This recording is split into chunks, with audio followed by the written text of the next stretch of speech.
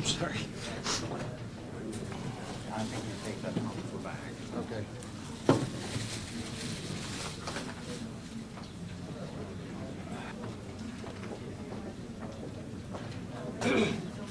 Yes.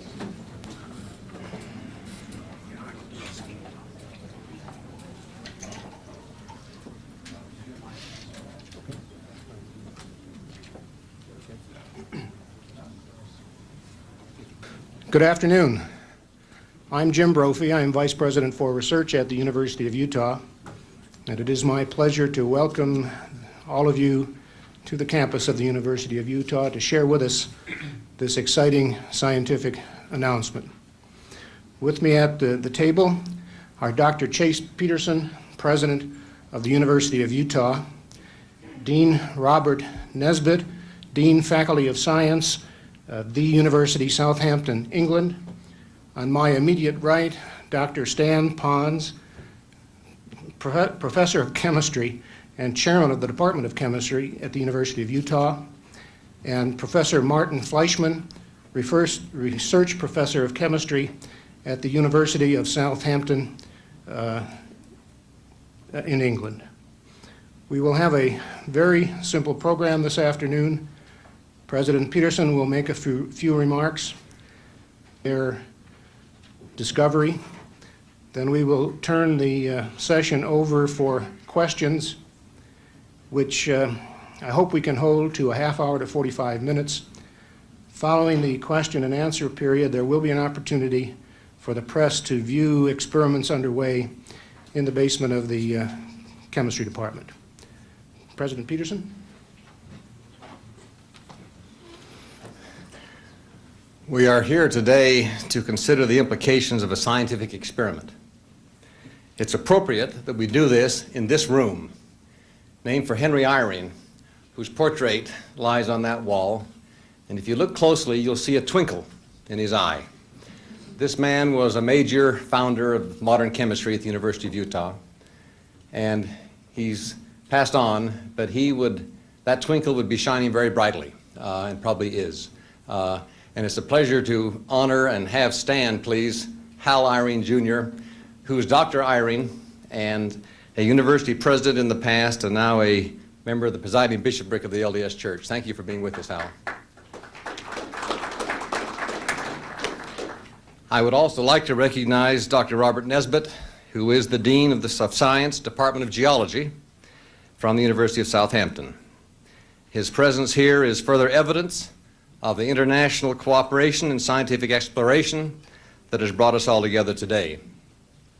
It is a pleasure to welcome members of the university governing boards who are seated here and friends of the free mind, which is what we're talking about today.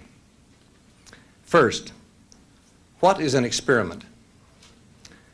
An experiment is an informed probing of the unknown under controlled circumstances. Does it always give clear and full answers? No. Science grows like rings on a tree, each larger but shaped by the ring it grew from. The full story of the research Professor Pons and Professor Fleischmann will announce today will not be known for months or years as others confirm and challenge and enlarge their ideas and their data. The breakthrough they will report today comes from the work of trained minds working at an old problem from new perspectives. This particular study examines a traditional problem in physical science from the chemist's point of view, specifically that of electrochemists. This university prides itself, whether it be in creative writing or dance, or chemistry, or genetics, or artificial organs, in a long tradition of intellectual freedom, intellectual excitement, and a willingness to try new ways to solve old problems. This announcement today is an expression of an ancient and honorable process called the university, where trained faculty and dedicated students work side by side in processes of teaching and research. Its products are educated minds and new knowledge. Those minds and that knowledge are then dedicated to the benefit of the people of the world generally and to the cultural and economic well-being of the state of Utah specifically. It's been an honor to be part of this process, however remotely, and I'll now turn the program back to Vice President Brophy.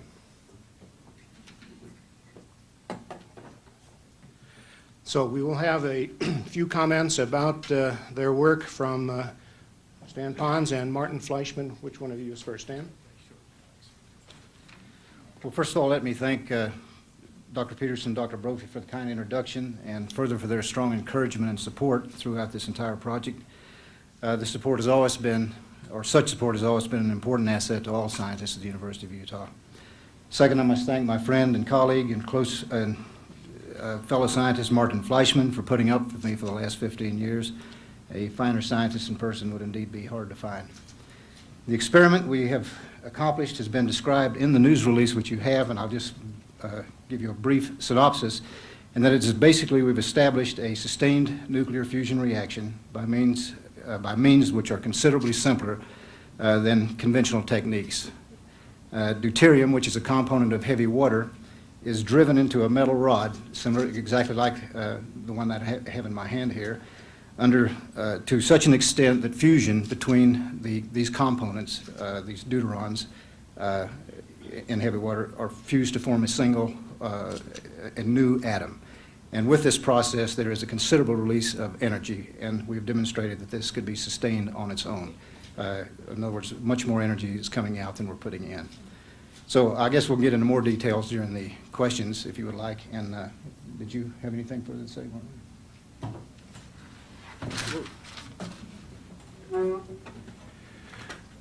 Well, perhaps the only thing I should add is that this is, on the one hand, a scaled-up test tube with which you might be familiar from your high school background.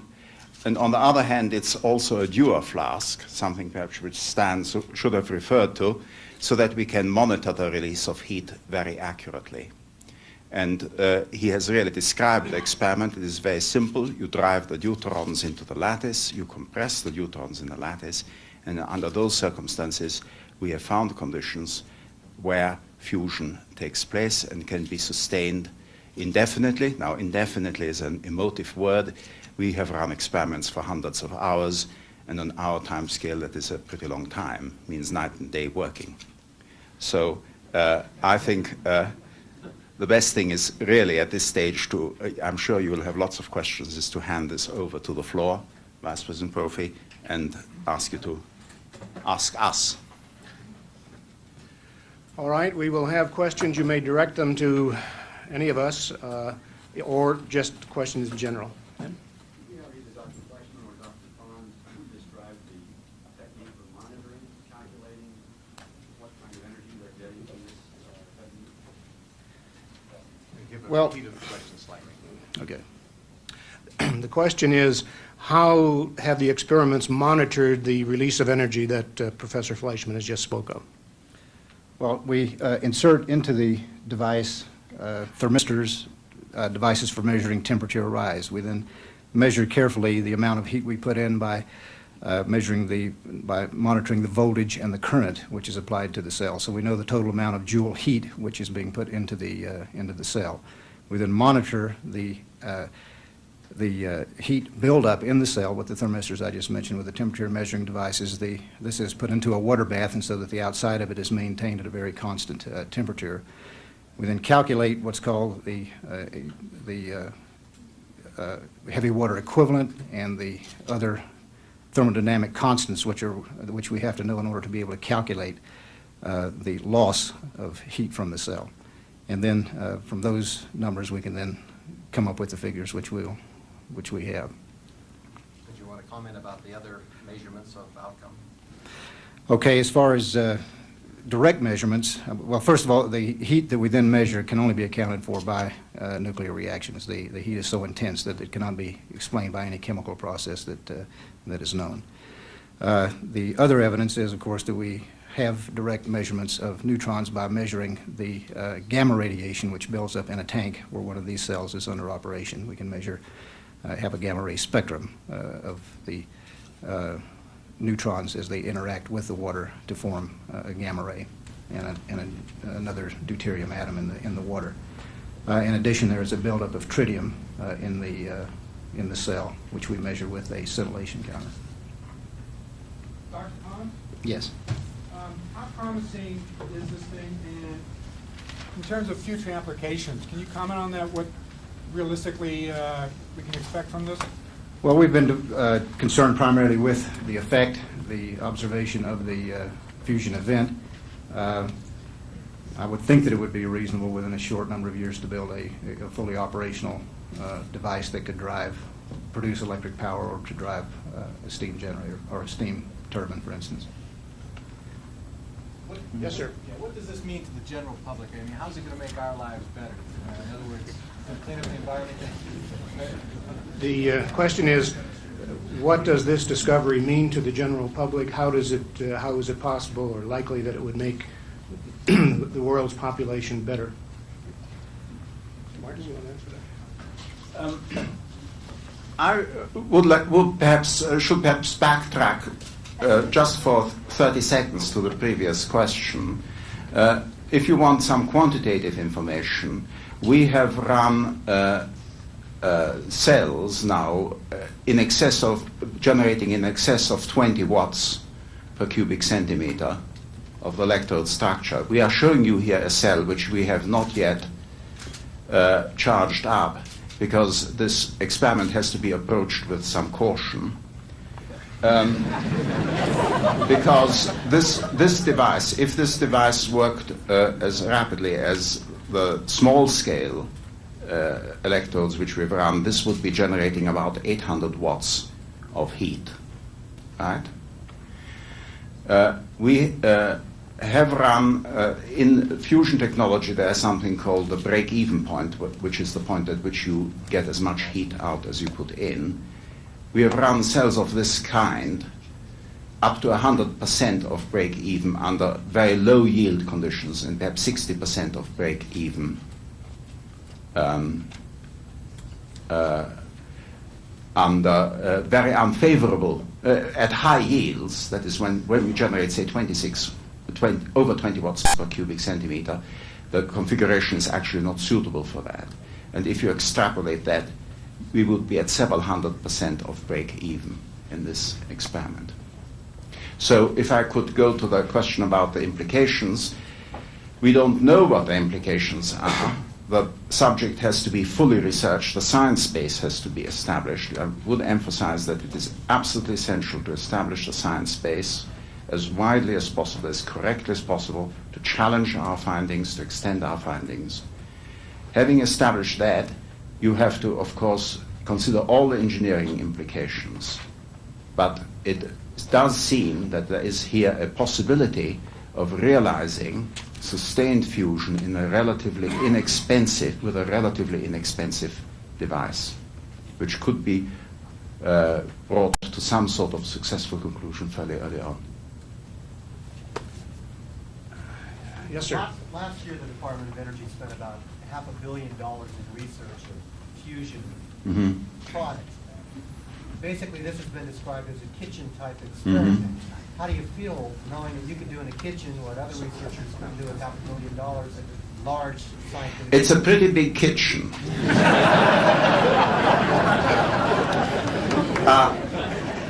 I should explain to you that this Vice President Brophy won't like me using this emotive language, but Stan and I thought this experiment was so stupid that we financed it ourselves, and I think it would be fair to say that we've burnt up about $100,000 in the process, so it's not that cheap, and this is just a kitchen experiment. So if you scale it up, we could burn up a few $1 million fairly quickly too.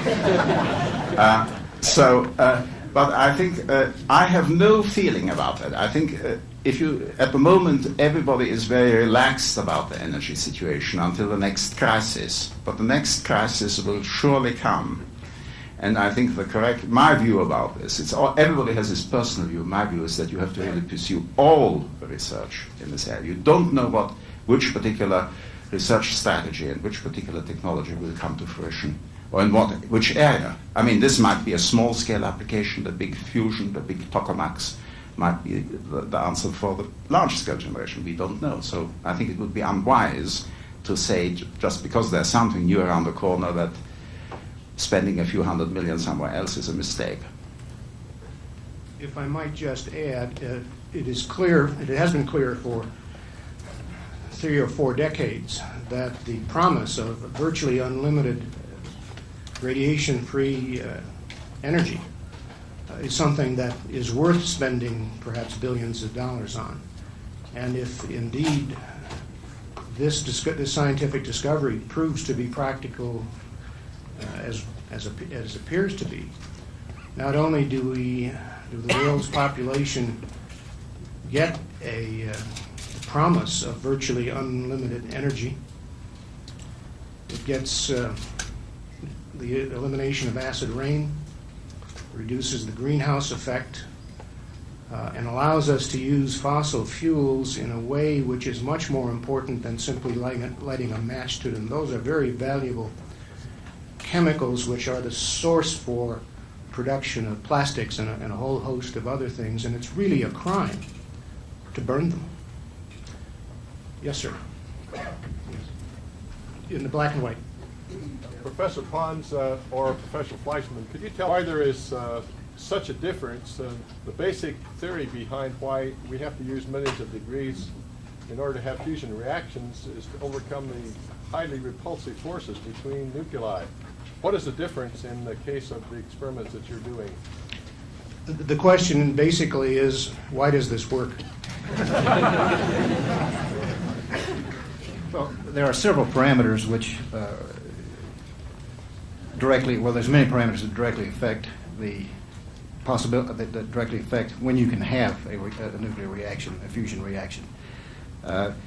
One simple way to look at this is that the product of 4 major parameters: temperature, confinement time, presence or volume, and particle density. The product of these things must be, you must attain a minimum value before a nuclear fusion reaction can occur. And cold nuclear fusion, for instance, is well known. I mean, muon catalyzed fusion has been known since, I forgot when, Sakharov, 1940, in the 40s, where and it's a totally different process, and that can be run at very cold temperatures. And they're just substituting some of the, they're increasing some parameters and letting some of the other parameters decrease, but the product still remains the same. And in this particular slide we have over here, I don't have one for conventional tokamaks and everything, but this x-axis is only around 10 to the 12th or 10 to the 13th, so you can see we're 20 orders of magnitude higher up with that one parameter than they are with conventional fusion devices. On the other hand, the vertical parameter, the energy of the particles in the system, are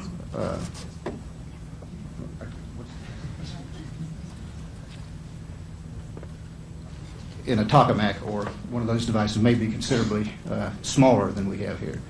I mean, higher than we have here. We have very low values of the chemical potential compared with what they have, but we have a very large confinement time.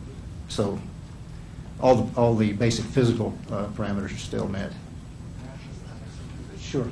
If you apply, if you drive the neutrons into the lattice with an electric field at the interface, then you achieve a very high compression. If you tried to achieve the same compression by compressing deuterium gas, D2, the isotopic equivalent of hydrogen gas, H2, then you would need between 10 to the 26 and 10 to the 27 atmospheres of pressure to achieve the same compression of the deuterons in the lattice as we can achieve in our sophisticated test tube. And it is that, we believe, which is the crucial factor in achieving fusion at room temperature. Martin, is it fair to say that Important factors. I think in order to conserve time, we'll confine the questions from the press. So, yes, sir. There are design parameters that are important in the process. At this stage, no special constraint on the design parameters. We have this, for example, a central palladium cathode. We have chosen to wind a platinum helical anode, and we pass a current between the two. That is really the guts of the experiment. We have been up to about 0.5 ampere per square centimeter so far. But there are no special technical restrictions on the design. I think as our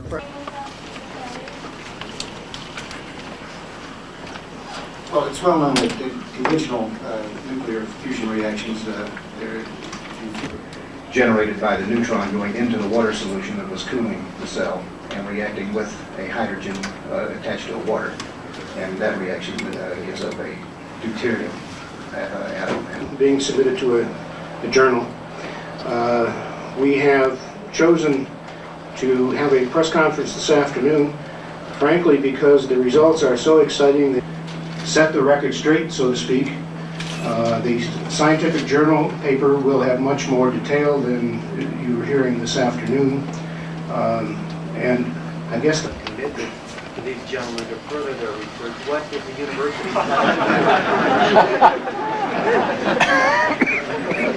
the question is,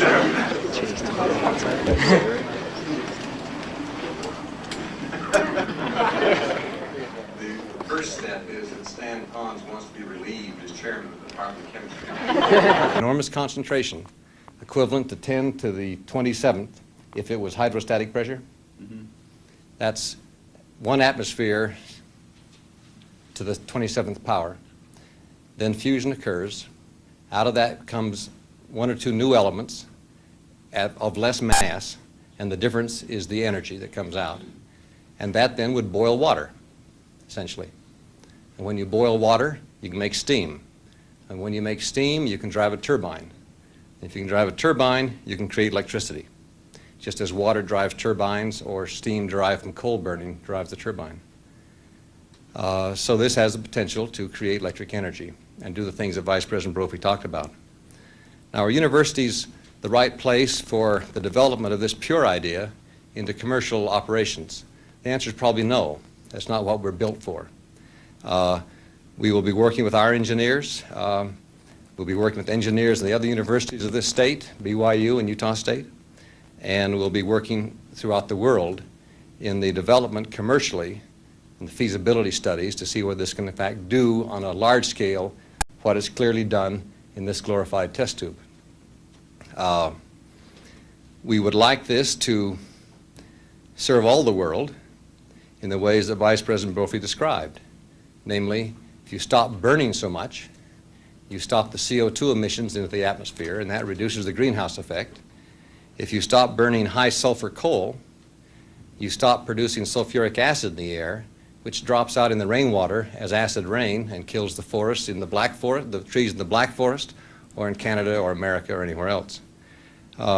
You start to use coal and natural gas and oil for what it ought to be used for, which is a rich store of chemicals, rather than a cheap way to light a match or to light a candle.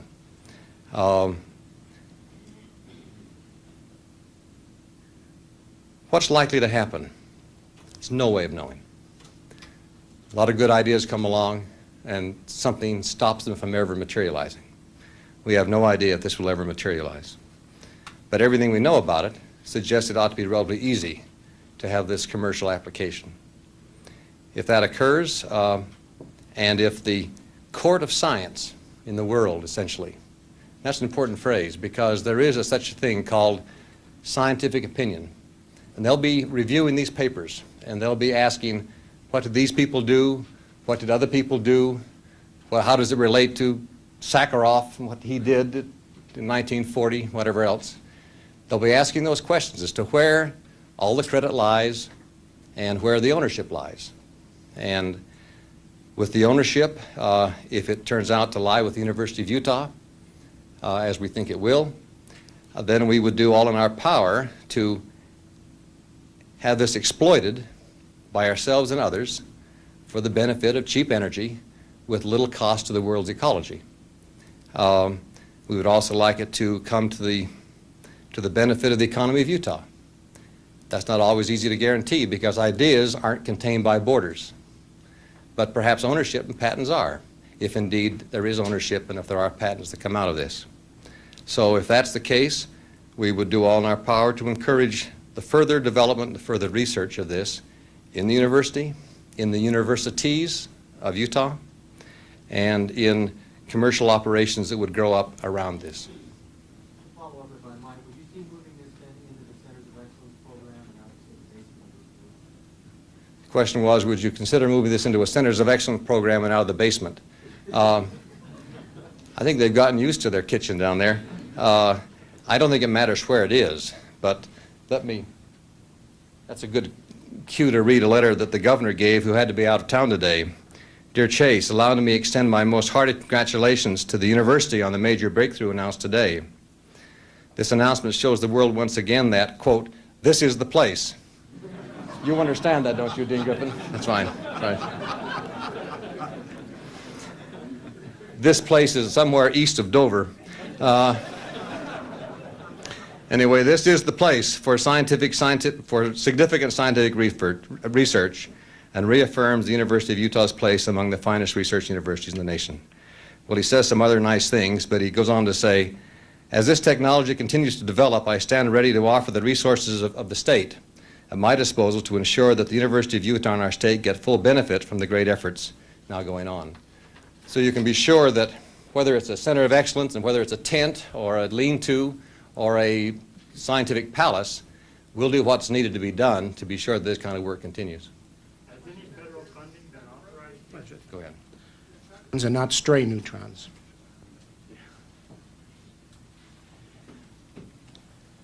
I should approach that question slightly obliquely. Let me first of all take it down to a very low level. When we started this experiment, and Chase Peterson said, this is the place, Stan and I can take you to this is the place, which is on a hike above Mill Creek Canyon, where this all actually started, verbally, if not physically. We said it had a 1 billion to 1 chance. Well, the interesting phenomenon about this is that the rate of generation of tritium and the rate of generation of helium-3 is only 1/1000th of what you would expect if the fusion reactions were those experienced in high-energy physics. So we have a relatively low rate of production of neutrons. Now, how do we know that the neutrons come from the cell? Well, by counting them with a neutron counter in the vicinity of the cell. If you move the neutron counter somewhere else, you get a few neutrons from the cosmic ray. There's a reason why we're in the basement, because we want all that concrete above us to help cut them out, the cosmic ray neutrons out as far as possible. And we also see the gamma rays generated in the vicinity of the electrochemical cell. So they can only originate because of the neutrons coming through the glass wall into the water, reacting with the water to generate gamma rays. They're observed vertically above. So basically, that's the story. Yes, sir. For those of us who've had an opportunity to look downstairs already, we see a plastic dish pan down there. Mm-hmm. Is that going to have a place in the Museum of Science? And how does this, is this Newton's apple or Bell's first telephone? The Rubbermaid basin is for lecture presentations, because we want to have the punchline that we paid for it ourselves and we couldn't actually pay for very much, so it had to be done in a Rubbermaid basin. But the actual tank was a little bit more sophisticated. I think you saw the real the real experiment is not a Rubbermaid basin. So can you tell us where in scientific history right now you think this?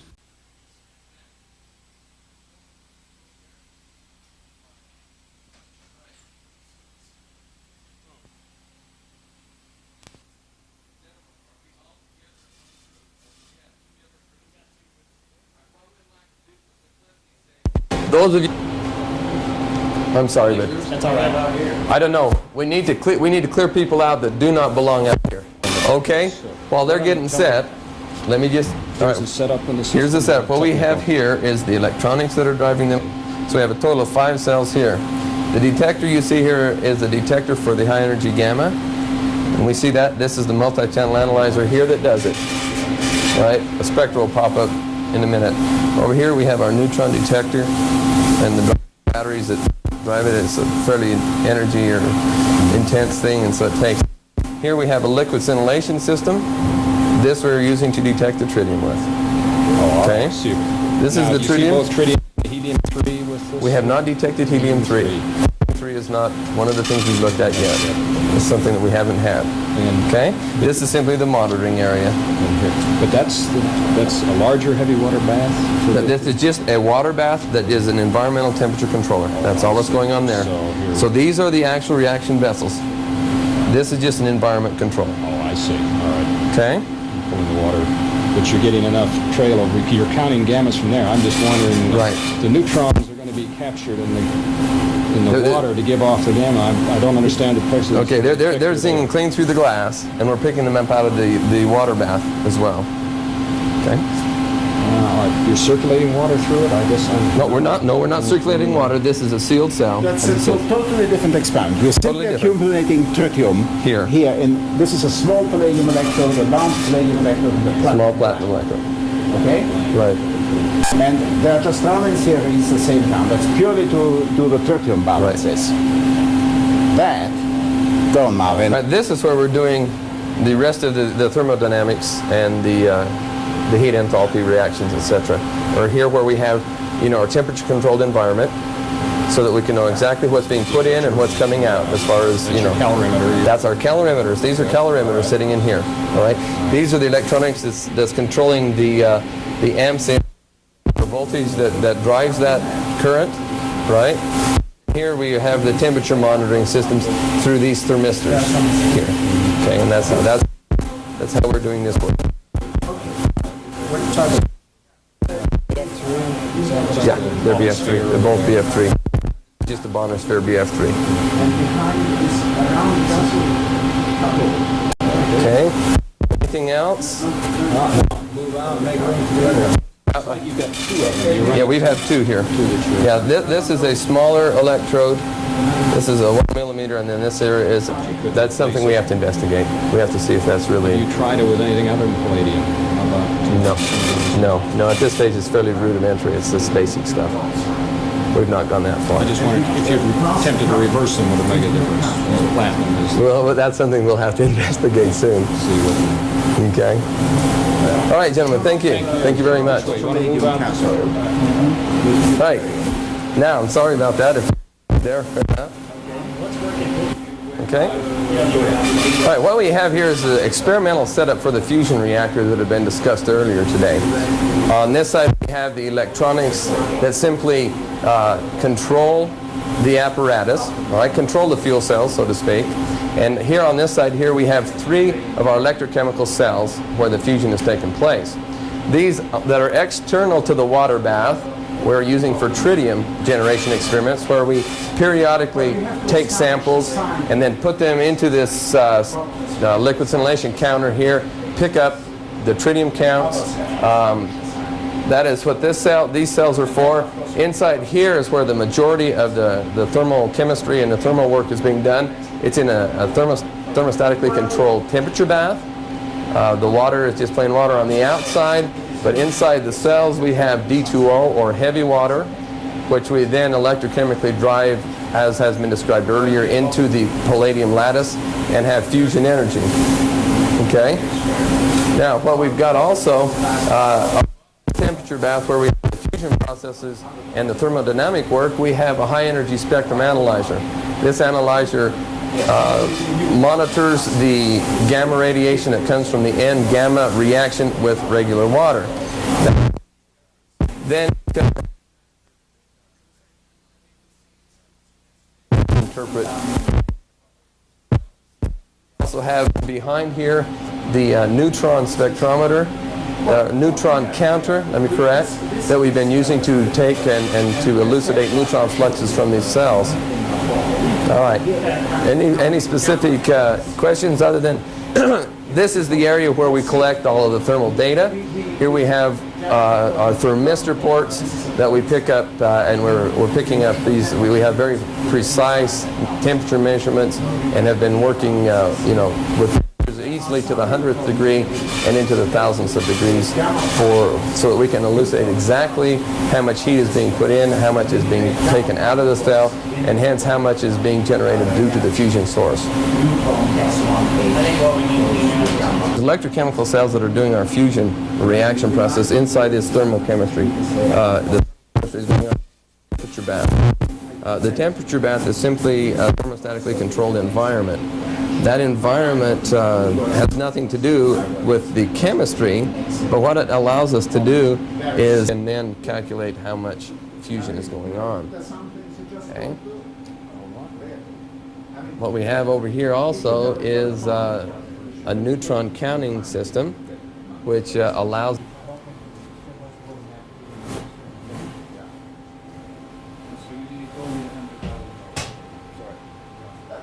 We keep going in. We're just shooting that corner. This is the same thing in the railway. That's the There's not that much physical room in here. Yeah, okay, what we're going to do, we're going to do that, all right? If we can keep the people in the hallway, if you've got a priority.